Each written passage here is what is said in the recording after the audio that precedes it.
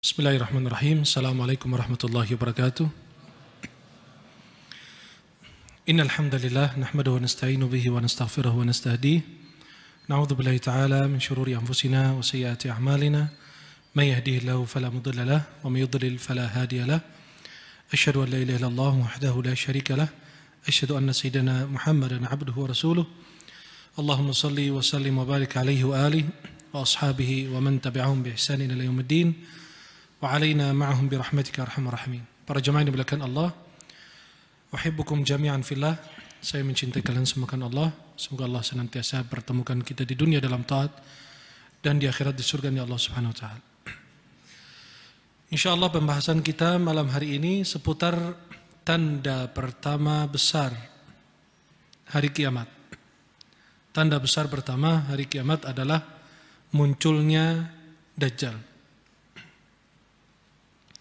Kemudian para jemaah yang dimuliakan Allah, tanda hari kiamat kecil terakhir adalah munculnya Imam Mahdi, khurujul Mahdi.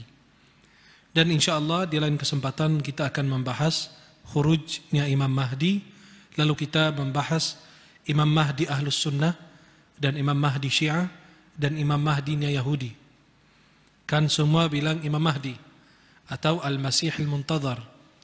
Tetapi Imam Mahdi Ahlus-Sunnah berbeda dengan Imam Mahdi Syiah dan berbeda lagi dengan kalangan kaum Yahudi. InsyaAllah di malam ini kita akan berbicara seputar munculnya Dajjal.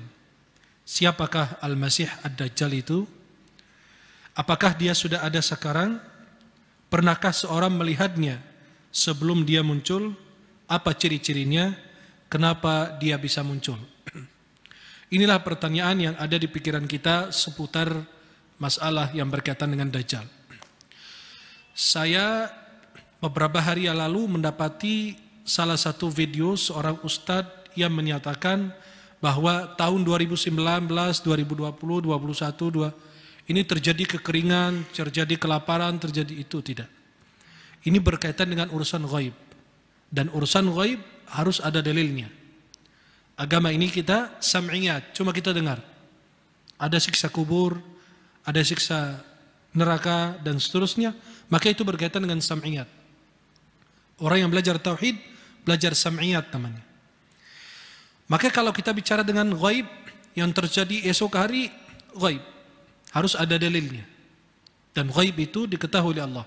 Allah berfirman surat Al-Jin, "Alimul ghaibi fala yudhiru ala ghaibihi ahad." Jangan berani Anda menyatakan besok akan terjadi ini dan itu. Rasulullah ditegur sama Allah karena beliau ditanya sama orang Yahudi seputar anak-anak muda yang masuk ke dalam gua. Kemudian Nabi mengatakan, "Ghadan saujibukum." Besok saya menjawab. Enggak disertakan insya Allah. Kita tidak lebih afdal Rasulullah.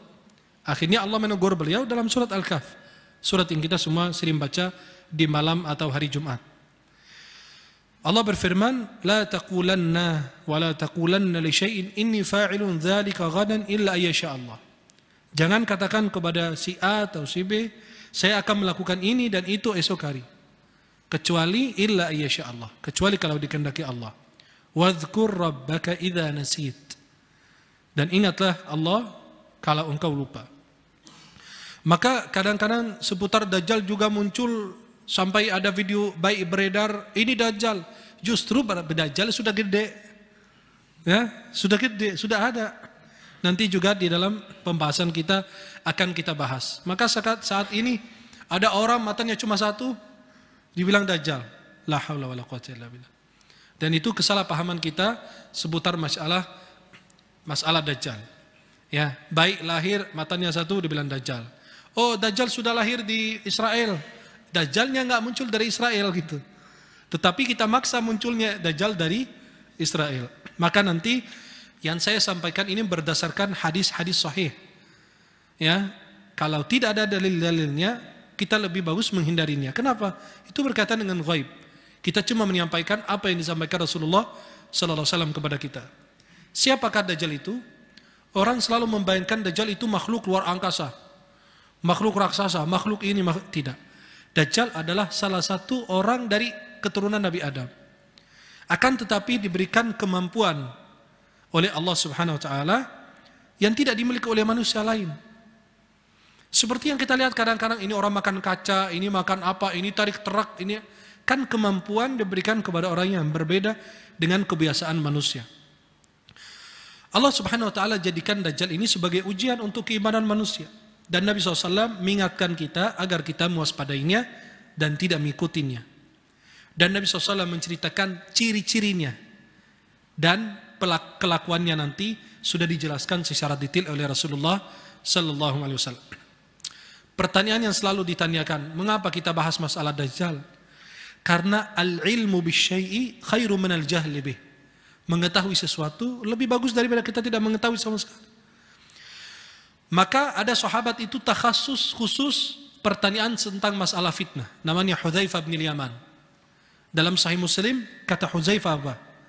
Kana an-nasu yas'aluna an-nabiy sallallahu alaihi wasallam 'anil khairi wa kuntu as'aluhu 'anil syarr makhafata an yudrikani.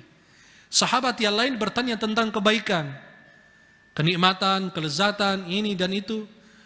Wa kuntu as'aluhu, saya sendiri pribadi, kata Hudzaifah bin Yaman, aku sendiri pribadi bertanya tentang keburukan. Kenapa? Makhafata ayyudrikani. Biar kejahatan itu saya tidak melakukannya. Ya. Kemudian seorang syair mengatakan, "Ariftu syarra la lisyarri walakin litawaqqi. Wa man la ya'rifu syarra minal khairi yaq'u fi." Kita mempelajari, mengenal kejahatan bukan agar berbuat jahat, akan tetapi agar kita mewaspadainya dan agar kita bisa membedakan antara yang baik dan yang buruk. Karena Dajjal ini adalah fitnah terbesar yang Nabi SAW sudah jelaskan. Afwan, hadis tadi Sahih Bukhari, hadis Hudzaifah bin Yaman.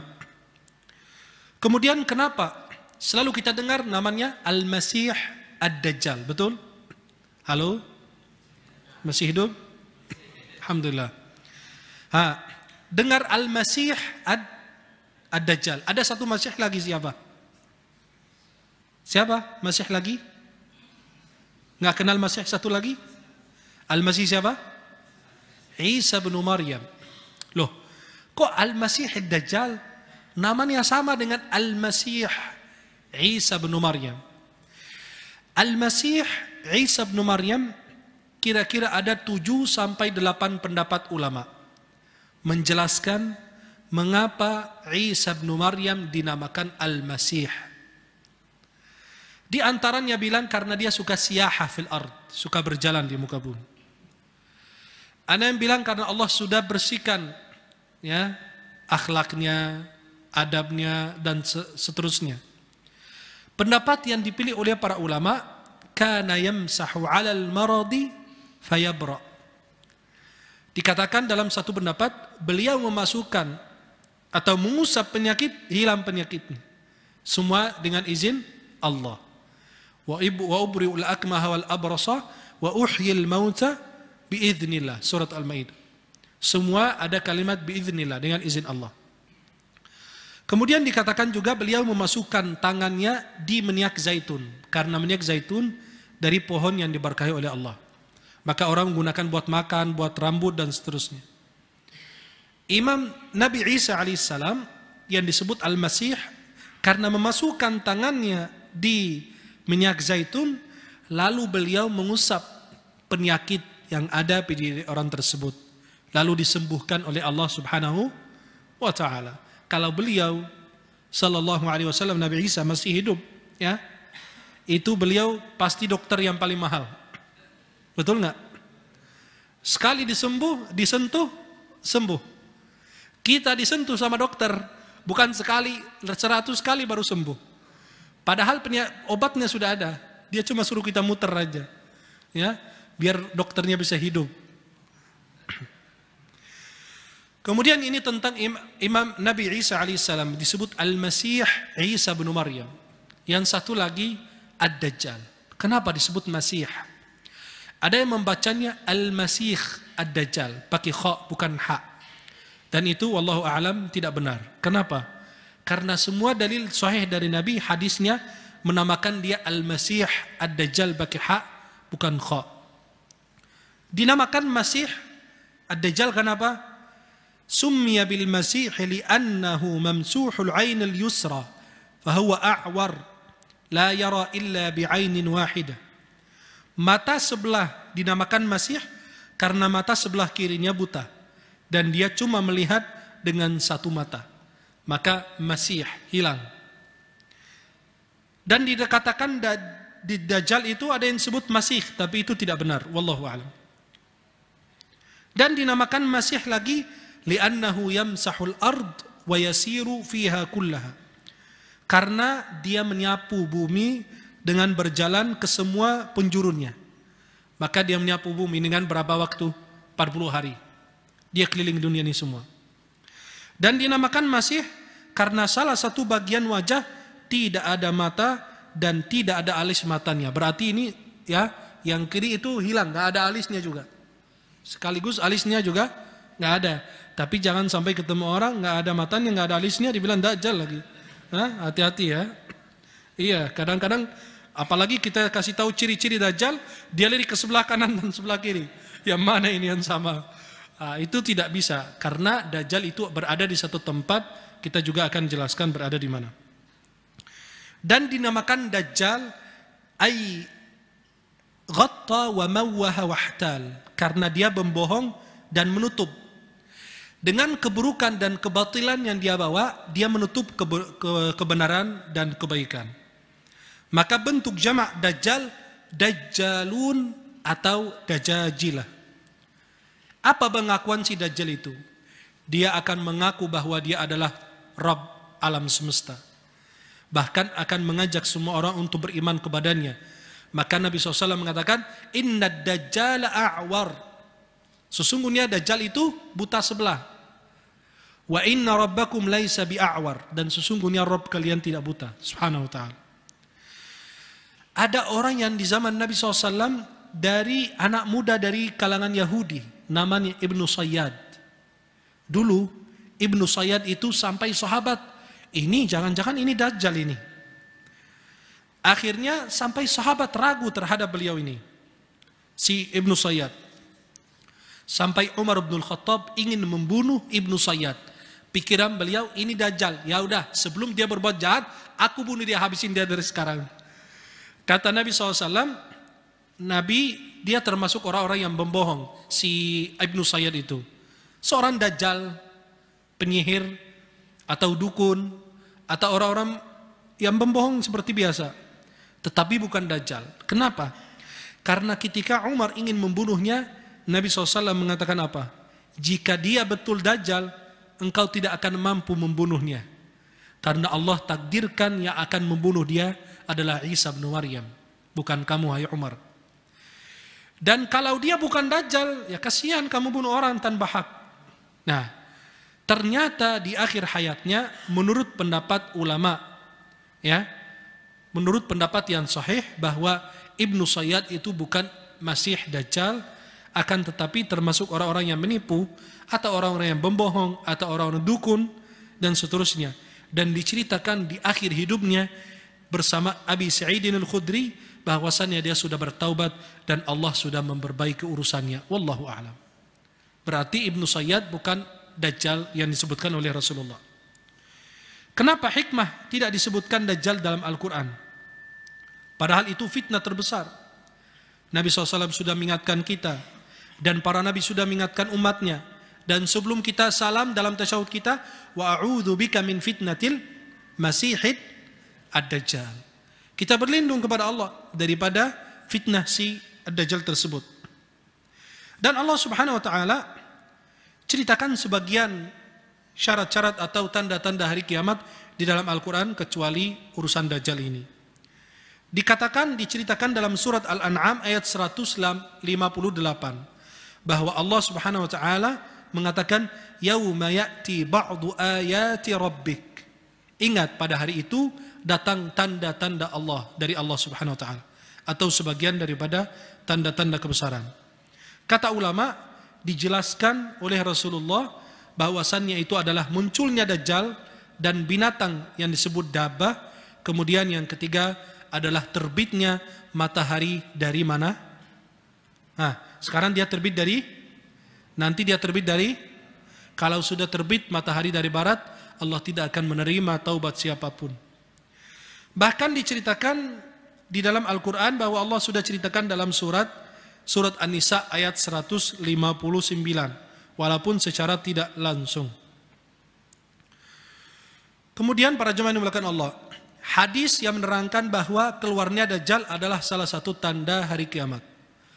Dari hadis Sahih Muslim dari Hudzaifah bin Usaid al-Ghifari, bahwa Rasulullah SAW bersabda, Inna sa'ata la taqumu hatta takun 10 ayat.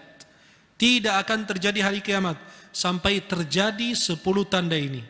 Di antaranya adalah keluarnya asap, kemudian Dajjal, kemudian Dabah, kemudian terbitnya matahari dari barat.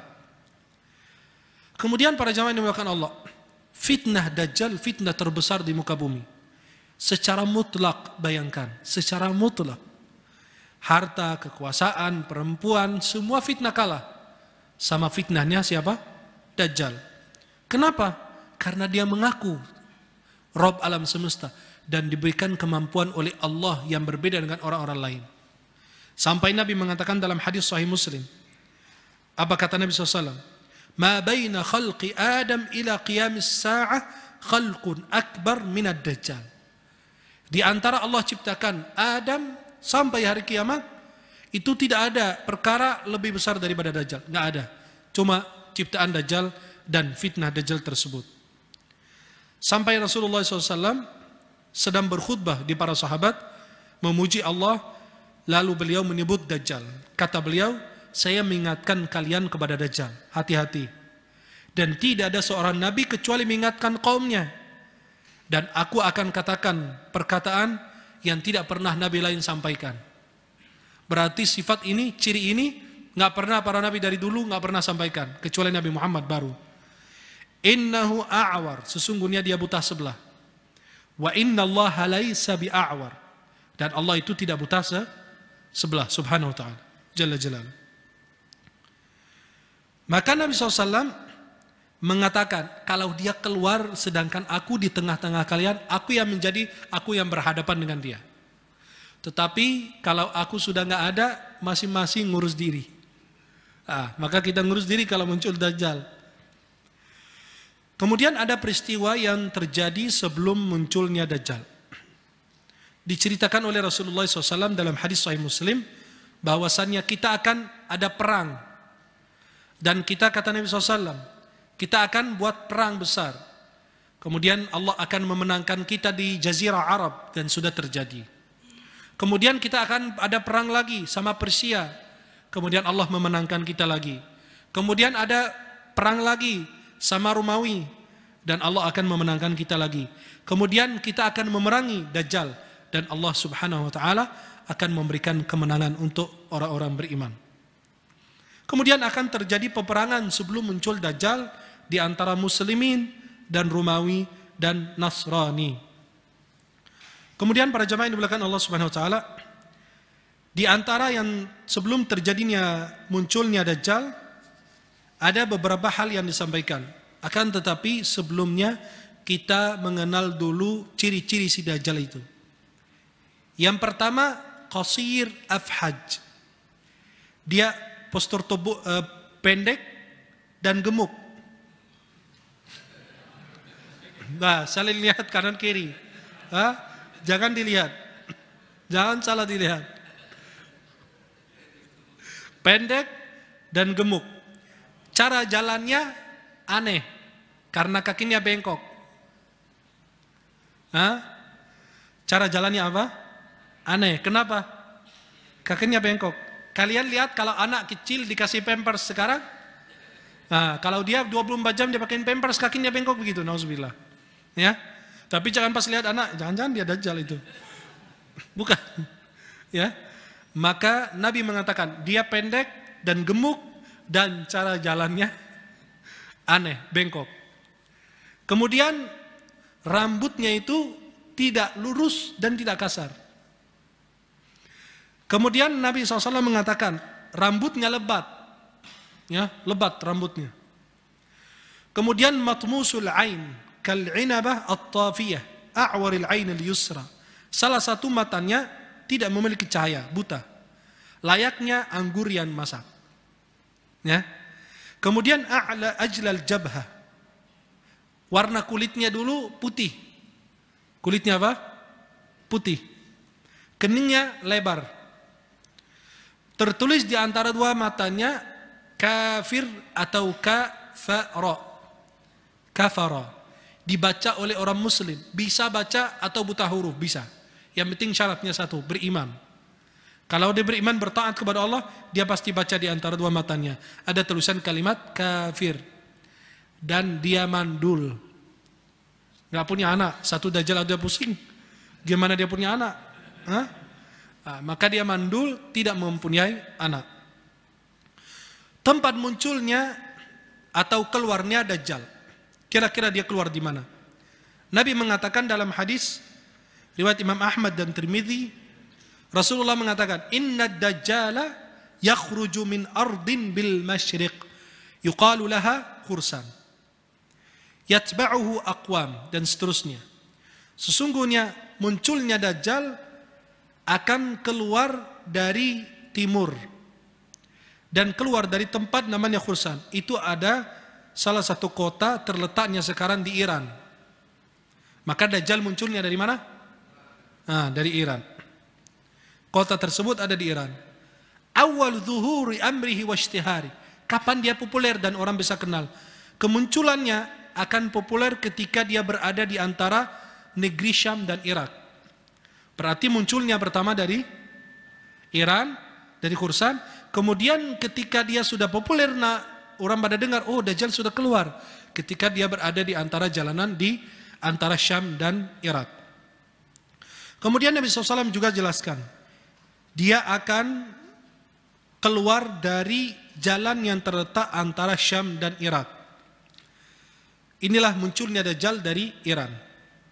Kemudian ada kisah yang dulu diceritakan orang yang pernah ketemu dengan dajjal.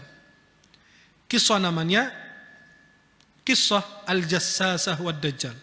Kisah binatang mata-mata dan dajjal.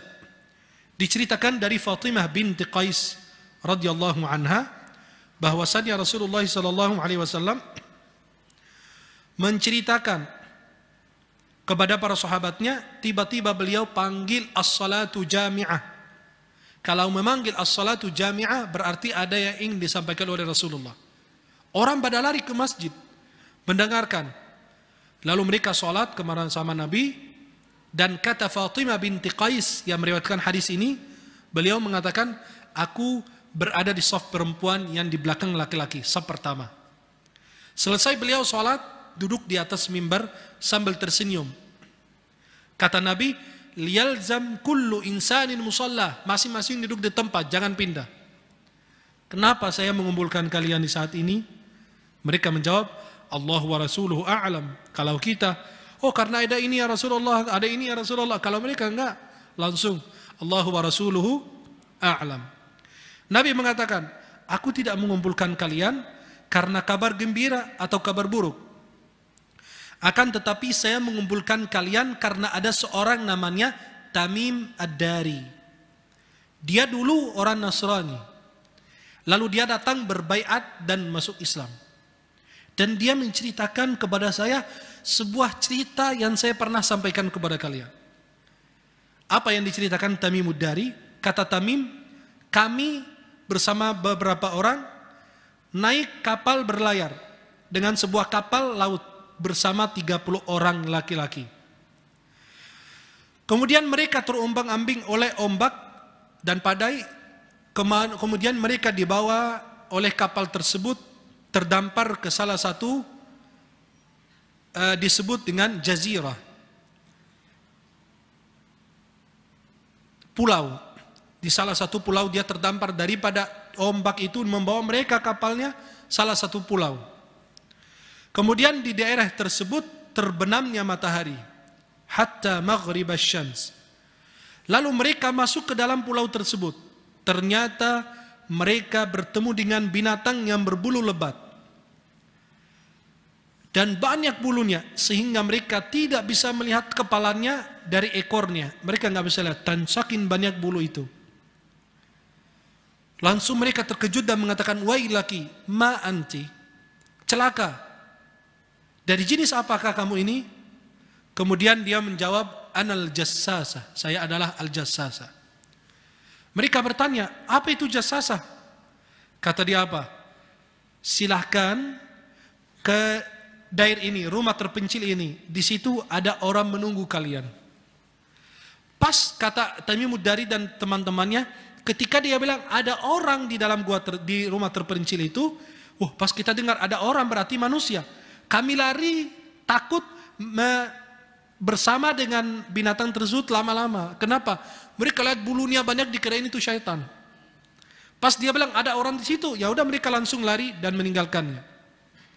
Ternyata mereka masuk ke dalam gua tersebut, ada a'zam insan ra'ainahu qad khalqan. Mereka baru pertama kali menemukan orang yang begitu postur tubuhnya besar. Wa ashadduhu withaqan majmu'atun yadahu ila unuqih ma baina rukbatayhi ila ka'bayhi bil hadid. Orang tersebut yang kami dapat melihatnya, kedua tangannya terikat ke pundaknya, serta antara dua lutut dan kedua mata kakinya diikat dengan besi. Mereka kaget juga, celaka, kamu ini siapa? Qala qad qadartum ala khabari. Kalian bisa sampai ke sini, bisa tahu saya. Tolong kabarkan kepada saya, siapa kalian? Manusia itu bertanya.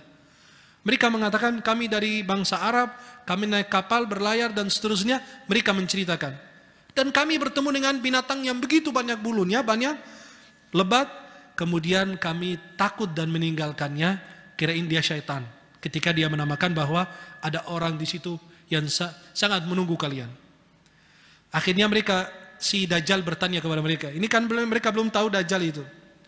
Dia bertanya, kabarkan saya tentang pohon kurma Baisan. Itu berada di sekitar negeri Jordan. Ya, ada pohon kurma namanya pohon kurma Baisan. Mereka bertanya, buat apa kamu nanya tentang pohon kurma tersebut? Saya mau bertanya, pohonnya masih berbuah tidak? Mereka mengatakan, iya masih berbuah. Kata si Dajjal, nanti suatu saat dia tidak akan berbuah. Kemudian dia bertanya lagi, kabarkan aku tentang Buhairatut Tabariyah, Danau Tabariyah. Itu Danau Tabariyah itu letaknya antara Jordan dan Palestina. Masih ada airnya? Kata mereka, masih banyak, masih ada airnya. Kata dia apa? Nanti suatu waktu airnya akan kering. Dan ulama menjelaskan bahwa tempat tersebut atau danau tersebut, Danau Tabariyah itu tinggal seperempat dari airnya. Tapi kapan keringnya? Wallahu a'lam. Bisa segini tetapi keringnya lama, kita wallahu a'lam. Tetapi dia bertanya, masih ada air enggak di danau tersebut? Mereka mengatakan banyak airnya. Nanti suatu waktu airnya kering. Berarti pertama apa? Dia nanya tentang pohon kurma Baisan. Masih berbuah tidak? Masih. Kalau tidak berbuah berarti muncul Dajjal. Yang kedua, Danau Tabariyah. Kalau sudah kering berarti tanda muncul Dajjal. Yang ketiga, akhbiruni an aini Zughar. Dia bertanya tentang mata air namanya Zughar. Mereka mengatakan, ada apa? Kenapa kamu bertanya? Apakah masih ada air dan orang-orang petani masih menggunakan airnya? Iya masih. Nanti suatu waktunya airnya juga kering. Kemudian dia bertanya tentang orang nabi dari Nabi Ummi. Apa yang dia lakukan? Kata mereka, ini kan mereka ini masih orang Nasrani semua, 30 orang masih Nasrani. Kemudian mereka bertanya, loh, dia sudah keluar, menjelaskan bahwa Nabi sudah keluar dari Makkah dan dia bertempat tinggal sekarang di Yathrib. Yathrib itu nama kota Madinah dulu, sebelum dimasuki oleh Rasulullah.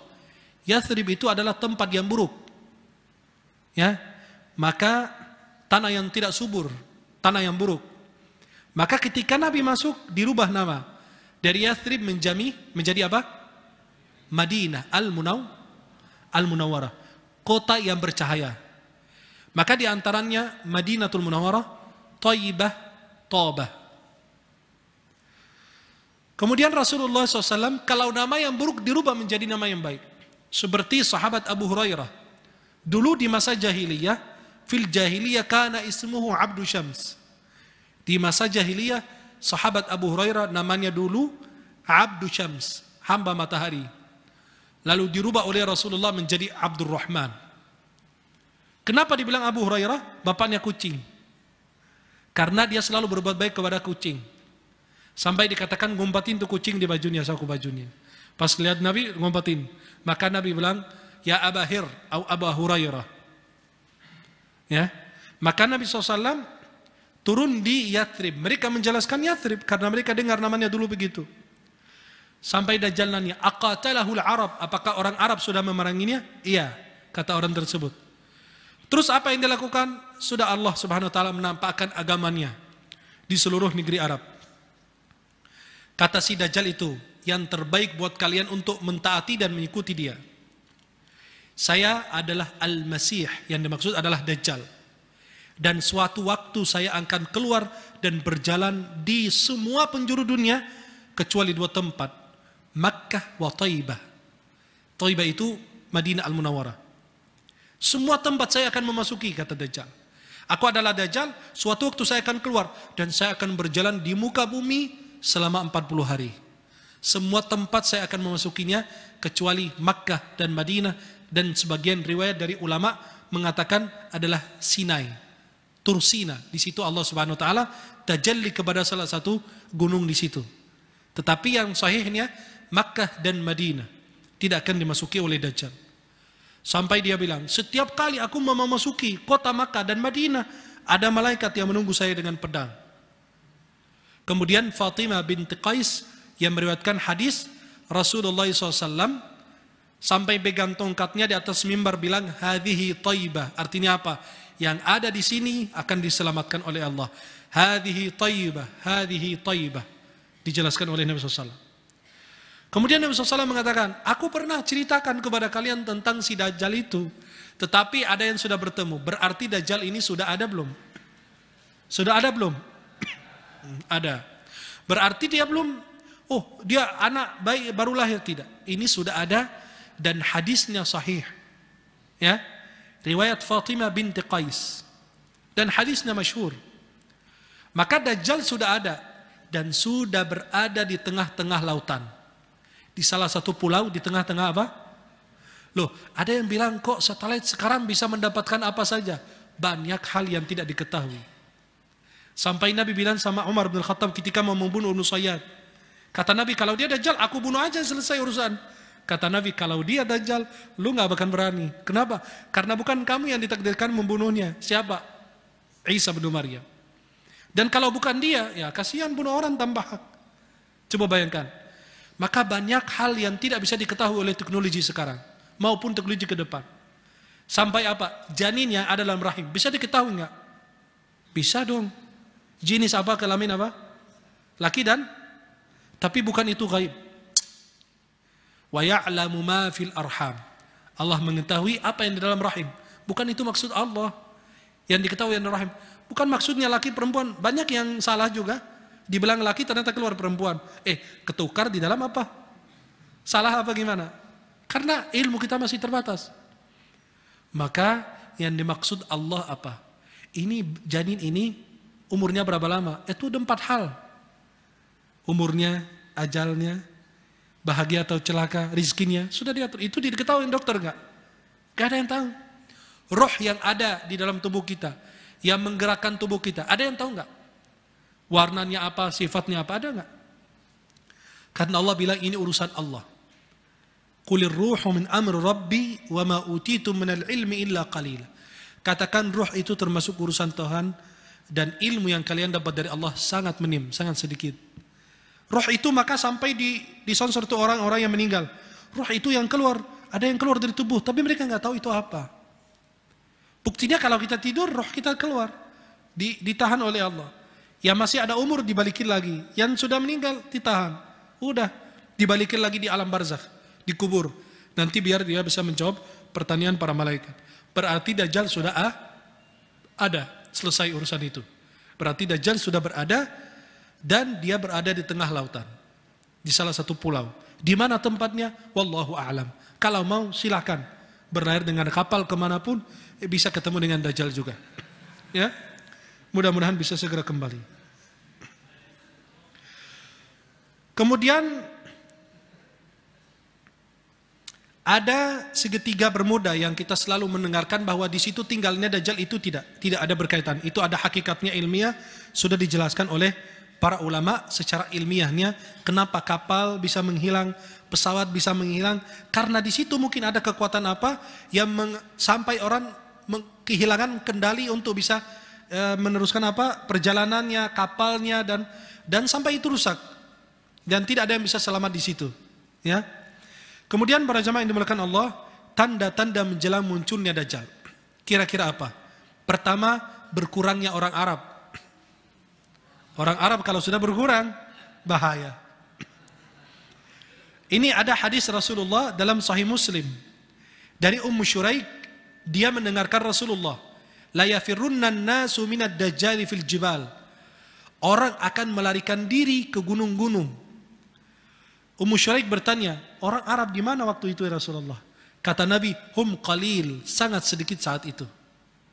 Maka berkurangnya orang Arab, tanda munculnya Dajjal. Kemudian terjadi banyak penaklukan wilayah masuk Islam, dan itu terjadi di zaman Abu Bakar, zaman Umar, zaman Uthman, dan seterusnya. Dan alhamdulillah Islam sekarang sudah luar biasa.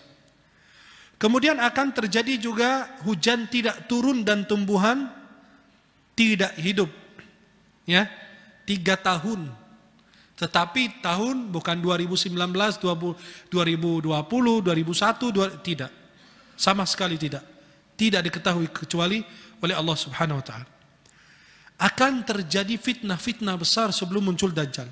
Dan munculnya 30 orang Dajjal pendusta.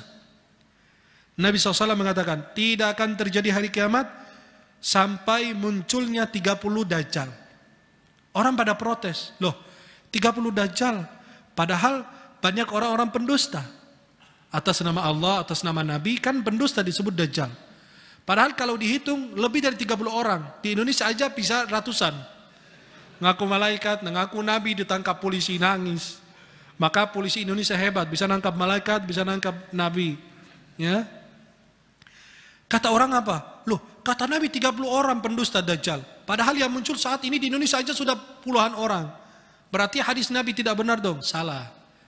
Yang dimaksud Nabi adalah 30 pendusta yang populer di muka bumi. Seperti orang yang ngaku Nabi di zaman Abu Bakar dan diperangi oleh Abu Bakar. Namanya Musailamah Al-Kadzab. Diperangi. Ada Al-Aswad Al-Ansi juga. Sudah diperangi ngaku Nabi. Ini yang populer terkenal dulu seluruh orang. Di antaranya paling belakang Mirza Ghulam Ahmad, pendiri Qadianiyah atau Ahmadiyah. Itu ngaku Nabi juga. Punya Quran. Kitabnya namanya At-Tadhkirah. Ya, jangan dibaca ya. Namanya At-Tadhkirah. Dan itu buatan orang-orang Yahudi, orang Inggris. Kenapa? Maka di ajaran Ahmadiyah tidak ada yang namanya jihad, sudah dihapus. Karena agar Inggris kalau sudah menanamkan Ahmadiyah di satu negeri, Inggris masuk, tidak ada yang melawan karena tidak ada jihad. Silakan welcome masuk kembali. Nah, maka mereka itu di dalam Ahmadiyah, dan Ahmadiyah itu sudah dilarang keras, bukan Islam. Maka tidak diperbolehkan wanita muslim menikah sama orang Ahmadiyah, maupun laki-laki muslim menikah dengan wanita dari kalangan Ahmadiyah. Dan sudah ada fatwa dari Al-Azhar, dari lembaga fatwa di Mesir, bahwa hukumnya adalah itu bukan agama Islam. Silahkan mau nama yang lain, tapi jangan nama Islam. Kemudian Nabi mengatakan 30 muncul 30 orang pendusta. Di antaranya yang terakhir itu adalah si Dajjal yang kita tunggu itu. Ya. Tapi jangan ada yang menunggu dia. Ya. Itu Dajjal yang muncul di akhir zaman, itu Dajjal yang buta sebelah, kata Rasulullah SAW. Bagaimana munculnya si Dajjal? Itu dia akan keluar, rantai-rantai yang mengikatnya tersebut akan terlepas. Tuh bayangkan, kapan lepasnya? Kalau sudah datang izin Allah. Rantai-rantai yang mengikatnya tersebut akan terlepas hingga dia akan keluar dari kurungannya. Maka ketika dia lepas berarti udah ada izin Allah. Dia akan keluar. Dan dia keluar kapan?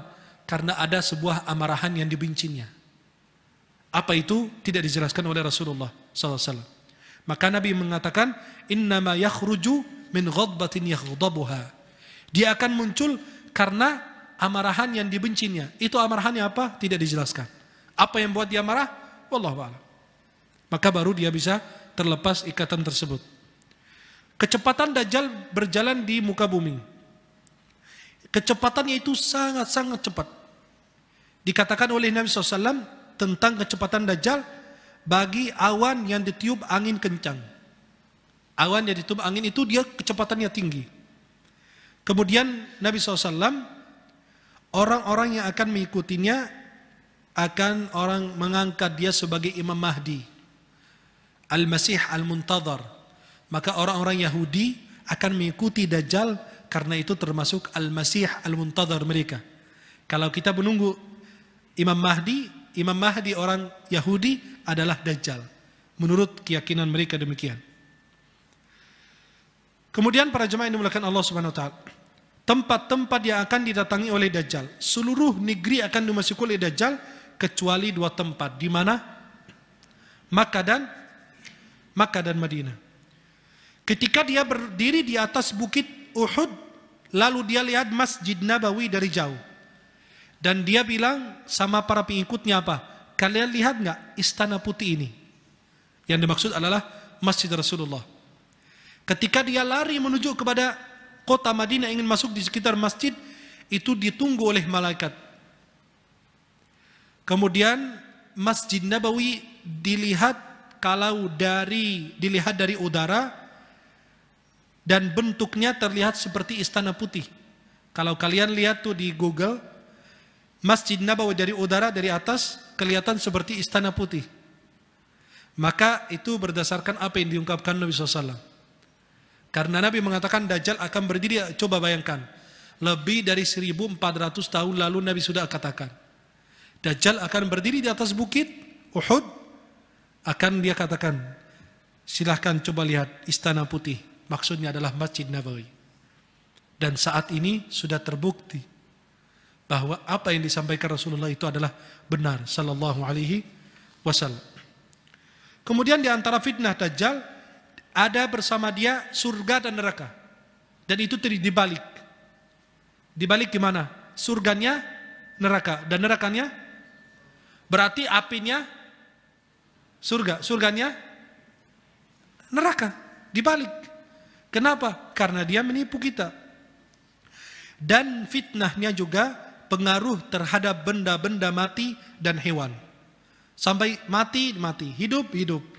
Di antara fitnahnya, dia akan datang kepada kita dan membangkitkan orang tua kita. Itu bentuk syaitan, menyamar. Jadi orang tua kita. Lalu syaitan itu bilang apa? Wahai anakku, ikutilah, dia adalah Rabbmu. Maka itu fitnahnya. Dan itu bayangkan, sampai membangkitkan ya dalam bentuk orang tua kita, karena yang paling kita sayangi adalah orang tua kita. Yang paling kita taat kepada mereka adalah orang tua kita. Tiba-tiba orang tua kita sudah di hadapan kita, nah ikutin dia adalah Rabbmu. Itu diantara fitnah-fitnah si Dajjal tersebut. Sampai orang itu anak muda dipelah dua dengan pedangnya, sampai dia bilang, aku sekarang sudah percaya bahwa kamu adalah Dajjal. Dan engkau adalah musuhnya Allah Subhanahu wa ta'ala. Kemudian para pengikutnya Dajjal, Nabi mengatakan akan diikuti oleh Yahud Asfahan, ya, negeri atau kota di Iran, ya, jauhnya kira-kira dari ibu kota Iran yang disebut Tehran sekitar 340 km. Itu Asfahan tersebut. Akan diikuti oleh 70.000 orang Yahudi, dan mereka semua akan mengangkat dia sebagai Imam Mahdi orang-orang Yahudi. Kemudian akan diikuti juga oleh orang-orang kafir dan orang-orang munafik dan orang-orang bodoh di kalangan Arab Badui. Dan juga perempuan akan mengikutinya. Lama Dajjal berada di muka bumi, dikatakan oleh Rasulullah dalam hadis surat Bukhari Muslim, Dajjal akan berada di muka bumi selama 40 hari. Apa yang menyelamatkan diri kita dari Dajjal?